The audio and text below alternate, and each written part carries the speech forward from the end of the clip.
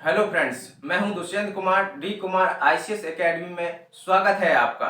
तो आज हम एक नए टॉपिक के साथ आए हैं। Supreme court of India, Bharat का उच्चतम न्यायालय। आपको बताना चाहेंगे कि ये बहुत इम्पोर्टेंट टॉपिक है और 2019 में प्रारंभिक परीक्षा में यहाँ से प्रश्न में पूछा गया था। आप प्रीवियस ईयर्स के पेपर को लगातार देखते रहिए, तब आपको पता चलेगा कि हमारा पढ़ाया हुआ कितना आपको फंस रहा है और कितना समझ में आ रहा है। ठीक है, अगर आप उन पेपर्स में जो क्वेश्चन दिए गए हैं उनको अगर आप हैंडल कर पा रहे हैं, तब आप समझिए कि आप एकदम सही दिशा में हैं। और मैंने बताया था कि हम पूरा एम लक्ष्मीकांत कवर करेंगे। तो आज हम लोग एक नए टॉपिक, उसी में से एक नए टॉपिक को कवर करने जा रहे हैं। उच्चतम न्यायालय या सर्वोच्च न्यायालय, सुप्रीम कोर्ट ऑफ इंडिया।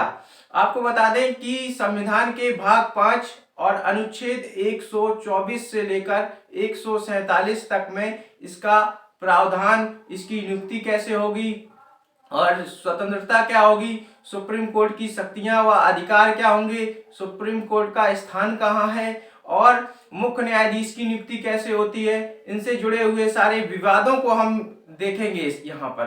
तो आइए शुरू करते हैं संरचना से। तो संरचना क्या है सुप्रीम कोर्ट के न्यायाधीशों की, यानी सुप्रीम कोर्ट में कितने न्यायाधीश होंगे। कंपोजिशन का मतलब है कि वहां पे न्यायाधीश में, उच्चतम न्यायालय में कितने न्यायाधीश होंगे। तो आपको बता दें, जो अभी तक प्रावधान था वो 1+30 का था, यानी एक सीजेआई मुख्य न्यायाधीश और दूसरा और 30 अन्य न्यायाधीश, 1+30। ठीक है, एक मुख्य न्यायाधीश और 30 अन्य न्यायाधीश। 2019 में संसद ने न्यायाधीशों की संख्या को बढ़ा दिया, यानी अब न्यायाधीशों की संख्या हो गई है 1+33, यानी टोटल नंबर ऑफ द जजेज in the supreme court will be 34, including CJI, chief justice of India. ठीक है, तो इसमें एक मुख्य न्यायाधीश होगा और 33 यानी 33 अन्य न्यायाधीश होंगे। ठीक है, और मूल संविधान में आपको बता दें कि 8 न्यायाधीश थे इंक्लूडिंग सीजेआई। उच्चतम न्यायालय के मुख्य न्यायाधीश सहित 8 न्यायाधीश थे, यानी 1+7 का प्रावधान था। और फिर ये समय समय पर संख्या बढ़ती गई जैसे जैसे कार्यभार बढ़ा। ठीक है, और उन पर दबाव बढ़ा उच्चतम न्यायालय के न्यायाधीशों पर काम का, तो ऐसे ही समय समय पर संसद ने संख्या बढ़ाई और 1956 में 10 कर दी गई। फिर इस तरह से लगातार बढ़ते बढ़ते और आज जो संख्या है वो 1+33 है, यानी एक मुख्य न्यायाधीश है और 33 अन्य न्यायाधीश हैं। इन न्यायाधीशों की नियुक्ति को लेकर काफी लंबे समय से विवाद रहा है, यानी कि कौन उच्चतम न्यायालय में मुख्य न्यायाधीश नियुक्त किया जाए और अन्य न्यायाधीश किसे नियुक्त किया जाए, क्योंकि अनुच्छेद संविधान के अनुच्छेद 50 में स्पष्ट प्रावधान है कि न्यायपालिका का कार्यपालिका से पृथककरण। ठीक है, separation of the judiciary from executive. ठीक है, तो स्पष्ट प्रावधान है संविधान के अनुच्छेद 50 में, संविधान के अनुच्छेद 50 में स्पष्ट प्रावधान है कि कार्यपालिका और न्यायपालिका का सेपरेशन होगा। तो इसीलिए ये न्यायाधीशों की नियुक्ति का विवाद अक्सर चर्चा में रहता है। जब पहला मामला जब आया 1982 में, प्रथम न्यायाधीश मामला, ठीक है, और इसमें कहा गया कि विचार विमर्श के तहत राष्ट्रपति उच्चतम न्यायालय के न्यायाधीश की नियुक्ति करेगा। ठीक है, लेकिन 1993 में उच्चतम न्यायालय ने अपने ही पूर्व निर्णय को बदल दिया और कहा कि विचार विमर्श से नहीं बल्कि राष्ट्रपति के लिए ये बाध्यता होगी कि उच्चतम न्यायालय के मुख्य न्यायाधीश की परामर्श अवश्य ली जाए। ठीक है, और फिर 1998 में एक तृतीय न्यायाधीश मामले में उच्चतम न्यायालय ने कहा कि चीफ जस्टिस ऑफ इंडिया की परामर्श अकेले से काम नहीं चलेगा। चीफ जस्टिस ऑफ इंडिया यानी भारत के मुख्य न्यायाधीश की परामर्श राष्ट्रपति के लिए बाध्यकारी तो होगी, लेकिन बाध्यकारी कब होगी? बाध्यकारी जब होगी जब वो कॉलेजियम के तहत डिसीजन ले, यानी इसमें 4 अन्य न्यायाधीशों का भी प्रावधान कर दिया और कहा कि अगर दो लोग और भी इनके साथ हैं तो 1+2 हो जाएगा। आप समझ रहे हैं ना, कॉलेजियम में 4 और एक मुख्य न्यायाधीश, तो 1+2 यानी 3 लोगों की सहमति आवश्यक है। जब 3 लोग सहमत होंगे तब ये माना जाएगा, यानी निर्णय कॉलेजियम में बहुमत के आधार पर लिया जाएगा। समझ रहे हैं ना आप? तो मैं उम्मीद कर रहा हूं कि आपको ये बिल्कुल समझ में आ रहा होगा। ठीक है, फिर से अब मैं आपको यहाँ पे दोहरा दूं। प्रथम न्यायाधीश मामला 1982 में सुप्रीम कोर्ट ने कहा कि विचार विमर्श से नियुक्ति होनी चाहिए, यानी सुप्रीम कोर्ट के मुख्य न्यायाधीश और राष्ट्रपति विचार विमर्श, यानी कोई बाध्यकारी नहीं है राष्ट्रपति बात मानने के लिए सुप्रीम कोर्ट के मुख्य न्यायाधीश की। फिर दोबारा में उच्चतम न्यायालय ने अपने ही पूर्व निर्णय को क्या किया, बदल दिया और कहा कि नहीं, बाध्यकारी है, राष्ट्रपति को उच्चतम न्यायालय के मुख्य न्यायाधीश की सलाह माननी होगी। फिर तृतीय न्यायाधीश मामले 1998 में कहा बाध्यकारी तो है, लेकिन डिसीजन कोलेजियम के तहत दिया जाना चाहिए। फिर नियुक्ति से संबंधित राष्ट्रीय न्यायिक नियुक्ति आयोग यानी 99वां संविधान संशोधन अधिनियम 2015 में किया गया, और इसके बाद ये किया गया कि अब जो न्यायाधीशों की नियुक्ति होगी वो कोलेजियम के तहत नहीं होगी, बल्कि उसे एक आयोग के द्वारा नियुक्त किया जाएगा, जिसमें 3 लोग उच्चतम न्यायालय के होंगे और 3 अन्य लोग होंगे। तो 3 कौन उच्चतम न्यायालय से होंगे? इसमें चीफ जस्टिस ऑफ इंडिया होगा, और एक उच्चतम न्यायालय का मुख्य न्यायाधीश होगा, एक उच्च न्यायालय का न्यायाधीश होगा, और एक अन्य व्यक्ति होगा, और इसके बाद विधि मंत्री होगा, लॉ मिनिस्टर होगा, और 2 अन्य लॉ के जानकार होंगे। यानी 3 लोग वहां से थे और 3 लोग कार्यपालिका से थे।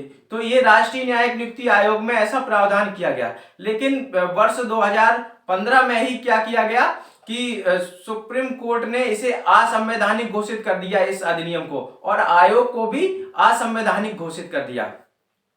ठीक है, तो ये आपको समझ में आया होगा। अब हम लोग बात करते हैं कि नियुक्ति कैसे की जाती है। तो अब आप समझने का प्रयास कीजिए, थोड़ा ध्यान दीजिए। यहाँ पे उच्चतम न्यायालय के जो न्यायाधीश होते हैं उनकी नियुक्ति वर्तमान प्रणाली को हम बता रहे हैं कोलेजियम के तहत ही की जाती है। यानी उच्चतम न्यायालय के न्यायाधीशों की नियुक्ति राष्ट्रपति के द्वारा की जाती है, और ऐसा राष्ट्रपति तब करेंगे जब उच्चतम न्यायालय के अन्य न्यायाधीश और उच्च न्यायालय के अन्य न्यायाधीश की परामर्श लें, और इसमें सीजेआई की परामर्श अवश्य ली जाएगी।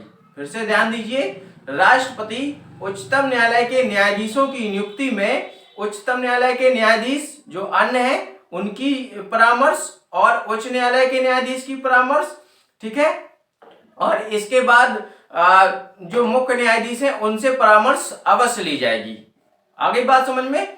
इसके बाद मुख्य न्यायाधीश की नियुक्ति कैसे होती है? तो मुख्य न्यायाधीश की नियुक्ति के लिए राष्ट्रपति फिर इसी तरह से उच्चतम न्यायालय के अन्य न्यायाधीश, उच्च न्यायालय के अन्य न्यायाधीश जिनसे वह परामर्श करना आवश्यक समझे, ठीक है, इसके बाद मुख्य न्यायाधीश की नियुक्ति की जाएगी। और ऐसी परंपरा रही 1950 से लेकर 1973 तक कि वरिष्ठतम न्यायाधीश को ही सीजेआई नियुक्त किया जाएगा, भारत का मुख्य न्यायाधीश नियुक्त किया जाएगा।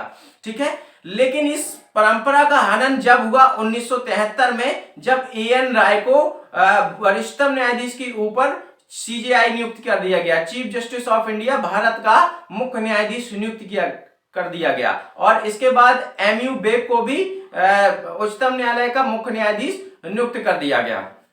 तो इस परंपरा का हनन हुआ। फिर द्वितीय न्यायाधीश मामले में उच्चतम न्यायालय ने कहा कि नहीं, वरिष्ठतम न्यायाधीश को ही क्या किया जाना चाहिए, सीजेआई नियुक्त किया जाना चाहिए। तो ये परंपरा, जो पुरानी परंपरा थी, दोबारा से इसको बहाल कर दिया गया।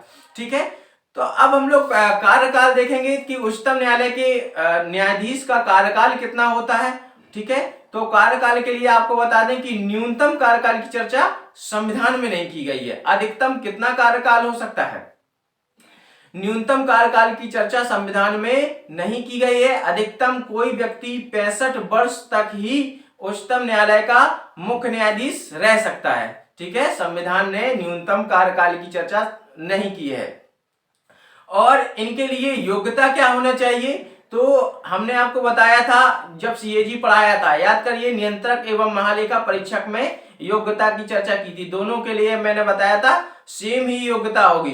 तो वहां मैंने उच्चतम न्यायालय के न्यायाधीशों की योग्यता बताई थी। मैं एक बार फिर बता दूंगा आपको कि भारत का नागरिक होना चाहिए, he must be the citizen of India. और दूसरा योग्यता क्या बताई थी कि किसी न्यायालय में न्यायाधीश रहा हो, किसी न्यायालय में मुख्य 5 वर्ष तक न्यायाधीश रहा हो, या किसी उच्च न्यायालय में 10 वर्ष तक अधिवक्ता रहा हो।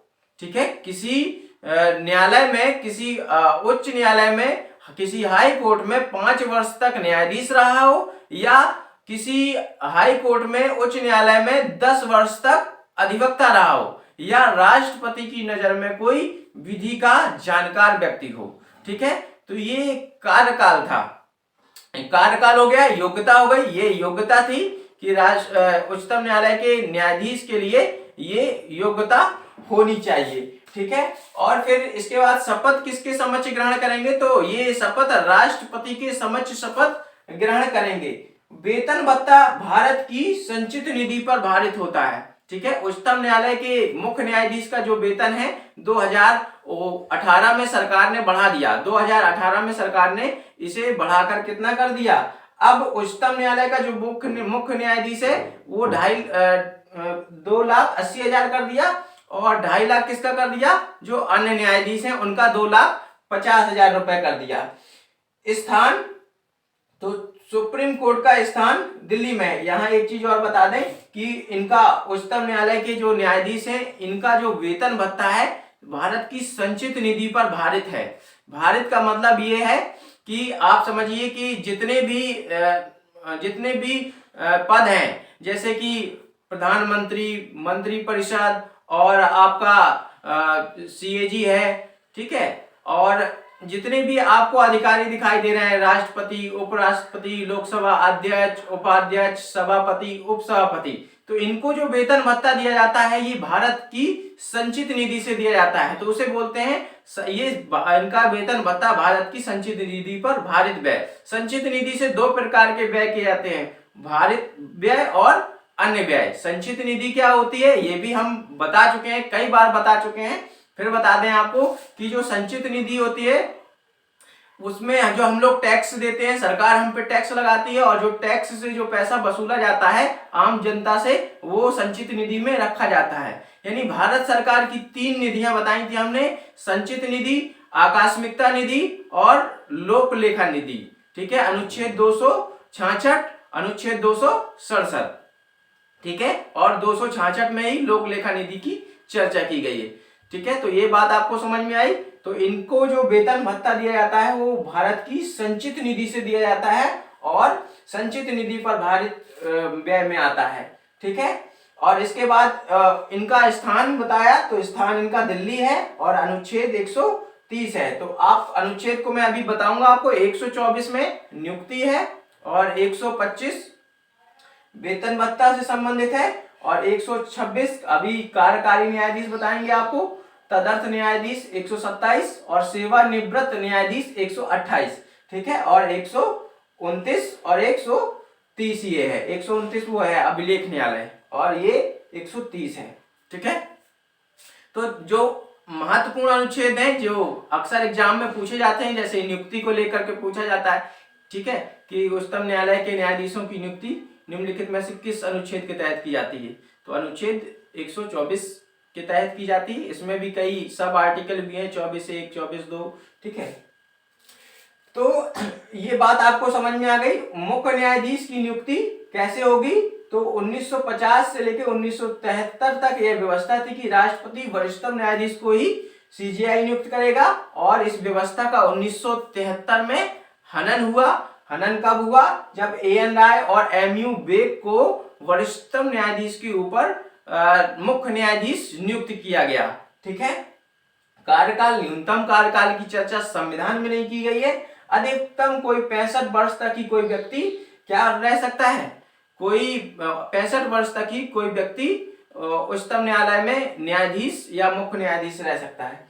ठीक है, योग्यता भारत का नागरिक होना चाहिए, किसी उच्च न्यायालय में 5 वर्ष तक न्यायाधीश रहा हो, या 10 वर्षों तक किसी उच्च न्यायालय में अधिवक्ता रहा हो, या राष्ट्रपति की नजर में कोई विधि का जानकार व्यक्ति हो। ठीक है, शपथ राष्ट्रपति या उसके द्वारा नियुक्त किसी व्यक्ति के समक्ष, राष्ट्रपति नहीं होंगे तो राष्ट्रपति किसी दूसरे व्यक्ति को नियुक्त कर देगा कि भाई तुम शपथ ले लो। ठीक है, तो शपथ राष्ट्रपति या उसके द्वारा नियुक्त किसी व्यक्ति के समक्ष। वेतन भत्ता भारत की संचित निधि पर भारित। ठीक है, और इस पर इंपॉर्टेंट पॉइंट, इस पर मतदान नहीं होगा। जितना भी भारित व्यय होता है उस पर मतदान नहीं होता है। ठीक है, तो भारत की संचित निधि पर भारित। ठीक है, और स्थान सुप्रीम कोर्ट का स्थान दिल्ली है और अनुच्छेद 130 है। सुप्रीम कोर्ट के न्यायाधीश को हटाने की प्रक्रिया, इनको हटाने की क्या प्रक्रिया है, याद कीजिए। जब हमने आपको सीएजी पढ़ाया था तो बताया था कि इनको भी किस तरह से हटाया जाता है, जिस तरह से उच्चतम न्यायालय के मुख्य न्यायाधीश या अन्य न्यायाधीशों को हटाया जाता है। उच्चतम न्यायालय और उच्च न्यायालय के न्यायाधीशों को हटाने के लिए एक विशेष प्रक्रिया अपनाई गई है। ठीक है, कुछ लोग इसे मानते हैं महाभियोग, लेकिन ये महाभियोग नहीं है। आपको फिर मैं बता दूं, केवल महाभियोग शब्द का प्रयोग केवल संविधान में किसके लिए किया गया है? महाभियोग शब्द का प्रयोग केवल राष्ट्रपति के लिए किया गया है। ठीक है, महाभियोग शब्द का प्रयोग राष्ट्रपति के लिए किया गया। हालांकि एम लक्ष्मीकांत ने भी इसे महाभियोग बताया है, लेकिन मैं आपको बता दूं, मैं जब आपको पढ़ाता हूं तो मैंने किसी एक किताब का अध्ययन नहीं किया है। आप भी किसी एक किताब के भरोसे ना रहें अगर यूपीएससी की तैयारी कर रहे हैं। ठीक है, सुभाष कश्यप है, हमारा संविधान, हमारी संसद, इन किताबें, ये बेसिक किताबें हैं, इनको आप पहले पढ़िए अच्छे से। जब आपका बेस मजबूत हो जाए तब आप एम लक्ष्मीकांत को पढ़िए। हालांकि अगर आपका बेस है, अगर आपने कहीं से पढ़ रखा है, एनसीईआरटी पढ़िए। ठीक है, भारत की राज्य व्यवस्था, एम लक्ष्मीकांत को पढ़िए। तो ये किताब हम आपको पूरी कवर करा देंगे। और आज हम आपको वो बुक भी दिखाएंगे किस प्रकार की वो बुक है, ताकि जो लोग, अगर हम कोई ऐड वगैरह नहीं कर रहे हैं ना, मुझे कोई ऐड का पैसा मिलता नहीं, आप समझे कि ये सर बार बार क्यों बताते हैं। ठीक है, क्योंकि ये बेस्ट बुक मानी जाती है और सभी जितने भी सिविल सर्विसेज एस्पायरेंट हैं, अभ्यर्थी हैं, वो इस किताब को जरूर अध्ययन करते हैं। काफी अच्छी बुक मानी जाती है, इसका कंटेंट काफी अच्छा है, जो न केवल प्रारंभिक परीक्षा बल्कि मुख्य परीक्षा में भी काम आ सकता है। ठीक है, तो ये चीजें हमने देखी। सुप्रीम कोर्ट के न्यायाधीशों को हटाने की क्या प्रक्रिया है, तो हमने बताया एक विशेष प्रक्रिया का उल्लेख किया गया है, लेकिन महाभियोग शब्द का प्रयोग संविधान में केवल राष्ट्रपति के लिए किया गया है। ठीक है, ये बात आप बिल्कुल अपने दिमाग में फिक्स कर लीजिए। तो राज्यसभा के 50 सदस्य और लोकसभा के 100 सदस्य, ठीक है, राज्यसभा के 50 सदस्य और लोकसभा के 100 सदस्य आरोप लगाएं। ठीक है, सदन में आरोप लगाएं। यदि राज्यसभा है तो राज्यसभा के 50 सदस्य राज्यसभा में आरोप लगाएंगे उच्चतम न्यायालय के मुख्य न्यायाधीश पर, और लोकसभा के 100 सदस्य। ठीक है, और ये आरोप एक ऐसे नहीं लगाएंगे, एक प्रस्ताव के तहत प्रस्ताव भेजेंगे। ठीक है, तो राज्यसभा के 50 सदस्य और लोकसभा के 100 सदस्य प्रस्ताव भेजेंगे। ठीक है, सभापति या अध्यक्ष को। अब ध्यान दीजिए, सभापति और अध्यक्ष को ये पूरा पावर है कि वो इस प्रस्ताव को स्वीकार भी कर सकते हैं और अस्वीकार भी कर सकते हैं। अभी ताजा मामला बताएं आपको, 2019 में जब दीपक मिश्रा पर आरोप लगा था तो 50 राज्यसभा के 50 सदस्यों ने समर्थन कर दिया था, लेकिन उपराष्ट्रपति वेंकैया नायडू जी ने इसे स्वीकार नहीं किया था। ठीक है, और रिजेक्ट कर दिया था, तो बात वहीं पे खत्म हो गई थी। तो राज्यसभा के कम से कम 50 सदस्य और लोकसभा के कम से कम 100 सदस्य आरोप लगाएंगे। अगर सभापति या अध्यक्ष इस प्रस्ताव को स्वीकार कर लेते हैं, आरोपों के इस प्रस्ताव को स्वीकार कर लेते हैं, तो एक जांच समिति गठित की जाएगी। ठीक है, और जांच समिति इन आरोपों को अगर सही पाती है तो महाभियोग की तरह जो प्रक्रिया है, महाभियोग नहीं बल्कि महाभियोग की तरह, तो ये प्रक्रिया किसी भी सदन में शुरू हो सकती है। तो दोनों सदनों में 2/3 बहुमत, कुल सदस्य संख्या का बहुमत तथा उपस्थित एवं मत देने वालों का 2/3 बहुमत। फिर ध्यान दीजिए, कुल सदस्य संख्या का बहुमत और उपस्थित एवं मत देने वालों का 2/3। इसका मतलब समझिए, दोनों प्रकार का बहुमत चाहिए, दोनों प्रकार की मेजोरिटी चाहिए सुप्रीम कोर्ट के न्यायाधीश को हटाने के लिए। कुल सदस्य संख्या का बहुमत, यानी कुल सदस्य संख्या कितनी है, 545, उसका बहुमत ठीक है, बहुमत मतलब आधे से अधिक, तो उसका बहुमत, और उपस्थित एवं मत देने वालों का 2/3 जितने हों। ऐसा नहीं है कि केवल मान लीजिए 50 लोग ही आए हैं लोकसभा में, ठीक है, और उसका 2/3, हाँ ऐसा नहीं चलेगा। कुल सदस्य संख्या का बहुमत, जितनी भी सदस्य संख्या है 545 और 245 का बहुमत, फिर उपस्थित एवं मत देने वालों का 2/3, ठीक है। 2/3 बहुमत से प्रस्ताव पास होना चाहिए। फिर प्रस्ताव कहां भेजा जाएगा? राष्ट्रपति के पास भेजा जाएगा, और फिर राष्ट्रपति भी उस प्रस्ताव पे विचार करेंगे, ठीक है, कि हटाना चाहिए या नहीं हटाना चाहिए, ठीक है। इसके बाद राष्ट्रपति के आदेश के बाद उच्चतम न्यायालय के मुख्य न्यायाधीश या अन्य न्यायाधीश को उसके पद से हटाया जा सकता है। आप समझ रहे हैं कितनी जटिल प्रक्रिया है, यानी साधारण किसी भी व्यक्ति पर इस तरह से हटाया नहीं जा सकता है। जैसे कि रामास्वामी पर आरोप लगा था और 1991-92 में, तो रामास्वामी के लिए जब प्रस्ताव लोकसभा में आया तो कांग्रेस पार्टी मतदान से हट गई थी पीछे, और वो भी बच गए थे। तो ये एक मजेदार बात ये है कि अब तक किसी भी उच्चतम न्यायालय या उच्च न्यायालय के न्यायाधीश को हटाने के लिए इस प्रक्रिया का प्रयोग तो किया गया, लेकिन अब तक किसी को हटाया नहीं गया, ठीक है। अब तक किसी भी उच्चतम न्यायालय या उच्च न्यायालय के न्यायाधीश को इस प्रकार से नहीं हटाया गया, ठीक है। तो अब हम लोग समझने का प्रयास करते हैं, कार्यकारी न्यायाधीश क्या होते हैं, तदर्थ न्यायाधीश क्या होते हैं, सेवानिवृत्त न्यायाधीश क्या क्या होते हैं, कौन होते हैं। तो कार्यकारी न्यायाधीश, अब मान लीजिए सीजेआई भारत का मुख्य न्यायाधीश का पद खाली है, तो राष्ट्रपति किसी व्यक्ति को कार्यकारी न्यायाधीश नियुक्त कर सकते हैं। ध्यान दीजिए, फिर से मैं समझा दूं, कार्यकारी न्यायाधीश यदि किसी उच्चतम न्यायालय के मुख्य न्यायाधीश जो सीजेआई है, चीफ जस्टिस ऑफ इंडिया, ठीक है, एक ही होता है, एक ही व्यक्ति, तो उसको अगर उसका पद खाली है, किसी कारण से उसका पद खाली है, तो राष्ट्रपति किसी व्यक्ति को कार्यकारी न्यायाधीश नियुक्त कर सकते हैं। तदर्थ न्यायाधीश क्या होता है? यदि उच्चतम न्यायालय का कोरम पूरा ना हो रहा हो, ठीक है, एक कोरम चाहिए होता है, लोकसभा के लिए भी कोरम की जरूरत पड़ती है कि लोकसभा की कार्यवाही तब तक नहीं होगी जब तक कि कुल सदस्य संख्या का 1/10 सदस्य उपस्थित नहीं है, यही राज्यसभा के लिए। तो इसी प्रकार के उच्चतम न्यायालय में भी कोरम चलता है, ठीक है।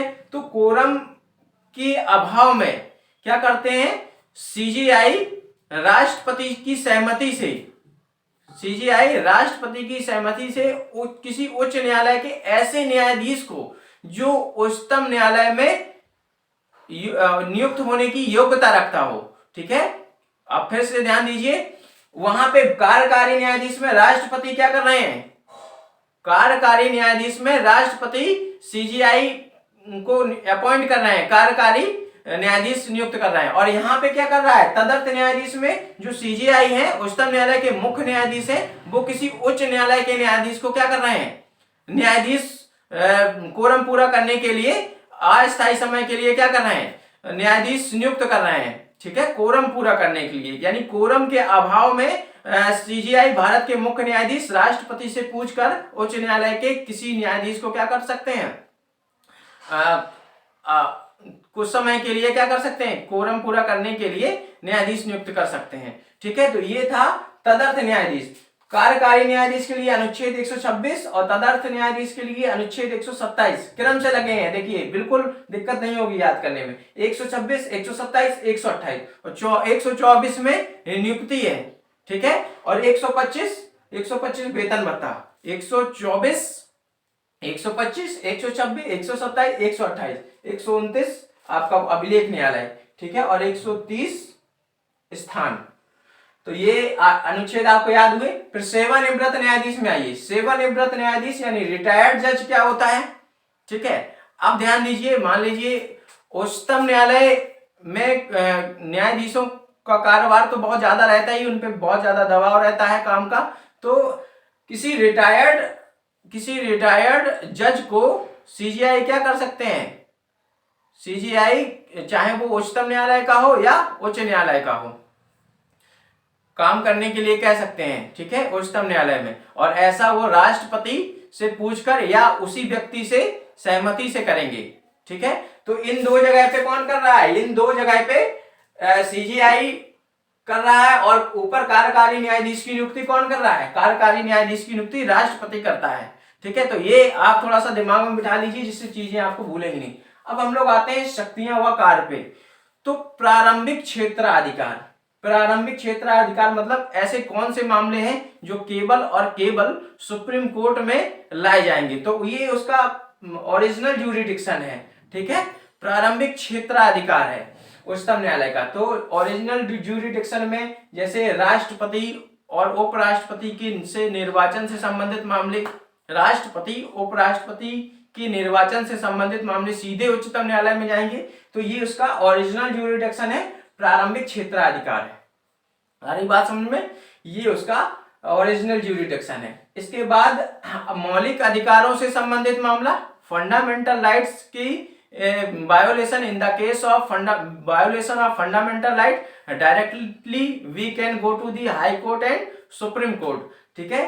तो मौलिक अधिकारों के हनन की स्थिति में भी कोई व्यक्ति उच्चतम न्यायालय में गुहार लगा सकता है, ठीक है। तो ये भी उसका क्या है, ओरिजिनल ज्यूरिडिक्शन हो जाएगा, प्रारंभिक क्षेत्राधिकार हो जाएगा। इसके बाद दो या दो से अधिक राज्य आपस में लड़ रहे हैं, ठीक है, ध्यान दीजिए, दो या दो से अधिक राज्य आपस में लड़े या केंद्र और राज्य के बीच कोई विवाद उत्पन्न होता है, तो ऐसे मामले भी कहां जाएंगे, उच्चतम न्यायालय में जाएंगे, सुप्रीम कोर्ट में जाएंगे। तो ये उसका ओरिजिनल ज्यूरिडिक्शन हो जाएगा, प्रारंभिक क्षेत्राधिकार हो जाएगा। अपीली क्षेत्राधिकार, ठीक है, अपीलेट ज्यूरिडिक्शन। तो अपील आपको मालूम है सुप्रीम कोर्ट यानी उच्चतम न्यायालय अपील की अंतिम न्यायालय है। कोई व्यक्ति पहले अपील कहां करेगा, पहले कोई भी व्यक्ति अपील लोअर कोर्ट या सबऑर्डिनेट में करेगा, फिर यदि वो केस हार जाता है तो वो हाई कोर्ट में जाएगा, ठीक है, और फिर कहां जाएगा, फिर वो जाएगा कहां, फिर जाएगा सुप्रीम कोर्ट में जाएगा, ठीक है। तो हमारे यहाँ न्याय की एकीकृत व्यवस्था है, सबसे ऊपर उच्चतम न्यायालय है, फिर उसके बाद उच्च न्यायालय है, फिर और नीचे आएंगे तो फिर क्या है, फिर लोअर कोर्ट सबऑर्डिनेट कोर्ट है, ठीक है। और इसके बाद फिर कई छोटे मोटे जगह आप देख सकते हैं लोक अदालत वगैरह भी चलती हैं, ठीक है। तो तहसील स्तर पे भी कोर्ट होते हैं, ठीक है। तो ये हमारे यहाँ एकीकृत न्याय व्यवस्था को अपनाया गया है अमेरिका के विपरीत, ठीक है। तो प्रारंभिक क्षेत्राधिकार, अपीली क्षेत्राधिकार, किस मामले में अपील, अगर अपील की बात आती है तो सिविल मामले में अपील या दीवानी मामले में अपील, ठीक है, सिविल मामले या दीवानी मामले या फिर क्रिमिनल मामले, आपराधिक मामलों में अपील, ठीक है। तो किस मामले में अपील, तो यहाँ पे ध्यान दीजिए, अपीली क्षेत्राधिकार में हम दीवानी मामलों में भी अपील कर सकते हैं, ठीक है, हाई कोर्ट के निर्णय के विरुद्ध, और आपराधिक मामलों में भी कर सकते हैं। दीवानी मामले क्या होते हैं, जो भूमि से संबंधित मामला है, जैसे मान लीजिए जो क्रिमिनल आपराधिक मामला नहीं होगा और किसी अन्य मामला, कोई अन्य मामला है तो उसे हम लोग दीवानी मामले कहते हैं। जैसे मान लीजिए कोई संपत्ति से संबंधित मामला है, किसी दूसरे व्यक्ति ने किसी व्यक्ति की संपत्ति को क्या कर लिया है, कब्जा कर लिया, तो ऐसे मामले क्या होंगे, ये सिविल मैटर्स माने जाते हैं, दीवानी मामले माने जाते हैं, ठीक है, पैसे से संबंधित मामले।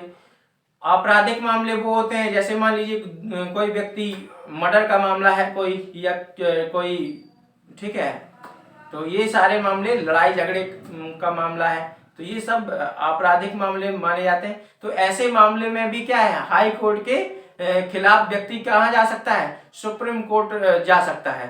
तो ये उसका अपीली क्षेत्राधिकार है। सलाह क्षेत्राधिकार, तो यहाँ पे अनुच्छेद 143 है, ये बहुत ही इंपॉर्टेंट अनुच्छेद है 143, ठीक है, सलाह क्षेत्राधिकार। तो सलाह क्षेत्राधिकार में क्या है कि राष्ट्रपति किसी विधि या तथ्य के मामले में उच्चतम न्यायालय से सलाह ले सकते हैं। राष्ट्रपति उच्चतम न्यायालय से किसी विधि के मामले में सलाह ले सकते हैं। उच्चतम न्यायालय सलाह देने के लिए बाध्य नहीं है और राष्ट्रपति उच्चतम न्यायालय द्वारा दी गई सलाह को मानने के लिए बाध्य नहीं है। अभिलेख न्यायालय क्या होता है कि सुप्रीम कोर्ट के किसी भी निर्णय को, फैसले को किसी भी अधीनस्थ न्यायालय में प्रस्तुत किया जा सकता है और अधीनस्थ न्यायालय का यह कर्तव्य है कि उसे मानना पड़ेगा। अवमानना के लिए दंड का प्रावधान है। ठीक है, तो अभिलेख न्यायालय है यानी रिकॉर्ड के तौर पर सुप्रीम कोर्ट के किसी भी जजमेंट को आप किसी भी लोअर कोर्ट या हाई कोर्ट में दिखा सकते हैं। पुनरावलोकन का मतलब होता है जुडिशियल रिव्यू, यानी सुप्रीम कोर्ट क्या करता है कि अपने ही मामले को बदलने का अधिकार केवल और केवल सुप्रीम कोर्ट को है, उच्चतम न्यायालय को ही। यदि सुप्रीम कोर्ट ने कोई निर्णय दिया और 10-20 साल बाद उसे लगता है कि ये निर्णय सही नहीं था, तो उसे बदलने का अधिकार किसी लोअर कोर्ट या हाई कोर्ट को नहीं है। उसे कौन बदल सकता है? उसे कोई उच्चतम न्यायालय ही बदल सकता है। तो ये था उसका प्रारंभिक क्षेत्राधिकार, अपीली क्षेत्राधिकार, सलाह क्षेत्राधिकार, अभिलेख न्यायालय, पुनरावलोकन। अब हम लोग कुछ इंपॉर्टेंट तथ्यों पर बात कर लें, फैक्ट पर बात करने जा रहे हैं। तो आपको बता दें, सबसे पहले उच्चतम न्यायालय की व्यवस्था जो रेगुलेटिंग एक्ट आया था 1773 का रेगुलेटिंग एक्ट, उसमें की गई थी। ठीक है, सर्वोच्च न्यायालय के गठन की बात। ठीक है, कि एक उच्चतम न्यायालय होगा और उसके मुख्य न्यायाधीश सर एलिजा इम्फे होंगे। फिर 1935 के भारत शासन अधिनियम के तहत जो उच्चतम न्यायालय अभी चल रहा है वो 1935 के भारत शासन अधिनियम से लिया गया है। ठीक है, और 28 जनवरी 1950 को इसका उद्घाटन किया गया था। ठीक है, तो 28 जनवरी 1950 को इसका उद्घाटन किया गया, सुप्रीम कोर्ट का उद्घाटन किया गया। तो मैं उम्मीद करता हूं कि आपको पूरा समझ में आया होगा और बहुत ही विस्तार से हम लोगों ने चर्चा की है और अब यहां से आपसे शायद क्वेश्चन छूटने नहीं चाहिए। ठीक है, अगर मैं आपको एक प्रश्न दूं तो आप उसको कर पाएंगे? चलिए एक प्रश्न आपको देते हैं। प्रश्न है, उच्चतम न्यायालय से के संदर्भ में विचार करें। प्रश्न है, उच्चतम न्यायालय के संदर्भ में विचार करें। तो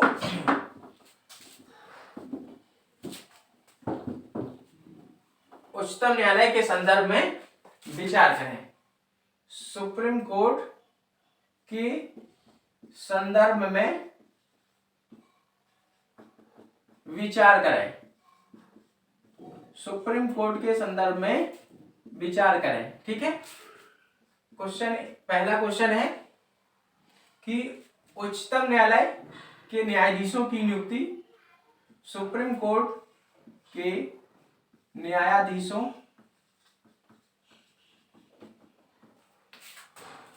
की नियुक्ति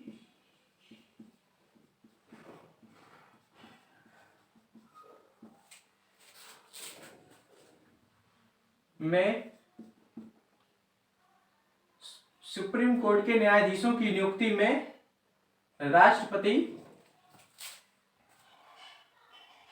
राष्ट्रपति सीजेआई की परामर्श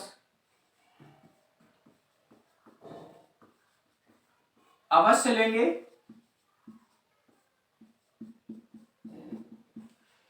ठीक है, दूसरा क्वेश्चन है कि उच्चतम न्यायालय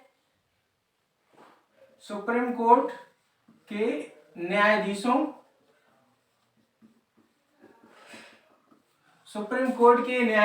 को कार्यकाल की स्वतंत्रता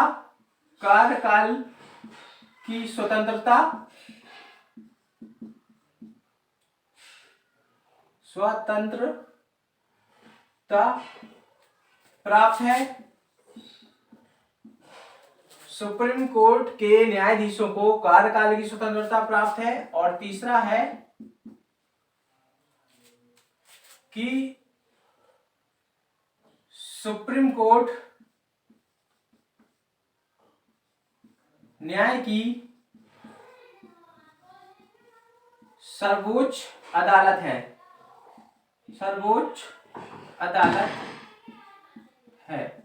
अब देखिए, बताइए कौन सा सही है। तीसरा बहुत सरल कर दिया हमने। तो पहला सही है कि दूसरा सही है कि तीसरा सही है? ठीक है, यहाँ विकल्प बना दें, ए बी, एक दो सही है, एक दो सही है, ठीक है, केवल एक सही है, केवल एक सही है, केवल तीन सही है, केवल तीन सही है, ठीक है, केवल तीन, केवल तीन सही है, या डी सभी सही है? ठीक है, कौन सा सही है बताइए? केवल एक सही है, केवल दो सही है, ठीक है, केवल तीन सही है, एक दो सही है, या सभी सही है? ठीक है, तो आप देखिए सुप्रीम कोर्ट के न्यायाधीशों की नियुक्ति में राष्ट्रपति सीजेआई की परामर्श अवश्य लेंगे, एकदम सही है। और सुप्रीम कोर्ट के न्यायाधीशों को कार्यकाल की स्वतंत्रता प्राप्त है, बिल्कुल, उन्हें राष्ट्रपति के द्वारा नियुक्त जरूर किया जाता है, लेकिन राष्ट्रपति हटा नहीं सकते, ठीक है, अपनी मनमानी से। ठीक है, सुप्रीम कोर्ट न्याय की सर्वोच्च अदालत है, ये भी सही है, यानी सभी सही है। तो आज हम लोग यहीं तक रखते हैं, ठीक है, फिर हम लोग एक नए टॉपिक में मिलेंगे। धन्यवाद।